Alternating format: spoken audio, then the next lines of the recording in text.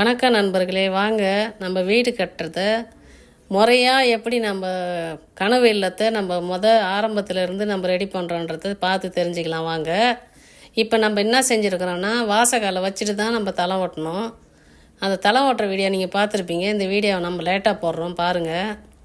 நம்ம எப்பயுமே ஒரு 4 அடி உயரம் தூக்கி மேலே வீட்டை கட்டுறது ரொம்ப நன்மையான ஒரு விஷயம். ஏன்னா நம்ம ஃபார்ம் ஹவுஸு தண்ணி நிற்கலாம், மழை பெய்யலாம், பிற்காலத்தில் இதை திருத்த முடியாது. அப்போ நம்ம இப்போவே 4 அடி 3 அடி உயரம் உயர்த்தி கட்டுறது நல்லது.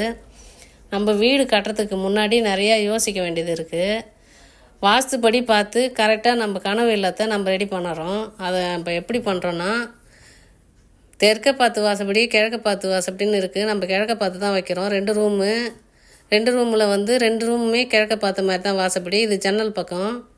அந்த வீட்டுக்கு நல்ல காற்று வசதியாக இருக்கணுன்றதுக்காக ஜன்னல் பக்கம் வைக்கிறோம். வடக்கு ஒரு ஜன்னல், தெற்க ஒரு ஜன்னல், மேற்கு ஒரு ஜன்னல் வைக்கிறோம். கீழே தெற்க பக்கம் 2 ஜன்னலாக வைக்கிறோம். பாருங்கள், இந்த வீடு கட்டுறதுக்கு வீட்டு உள்ளாரே நம்ம டாய்லெட் வைக்கக்கூடாது. அப்போ வெளியில் வீடு கட்டுறதுக்கு முன்னாடி வெளியில் ஒரு கிணறு மாதிரி எடுத்து அதில் செப்டிக் டேங்க் கட்டி அதிலேருந்து வாசப்படி எடுத்தால் நம்ம உள்ளே வைக்கிறோம். இப்படி வச்சா நல்லது. செப்டிக் டேங்க்கு வெளியிலே நம்ம எல்லாத்தையுமே எடுத்துன்னு போயிடலாம். அப்போ வீட்டுக்குள்ளே அசுத்தமாகாது.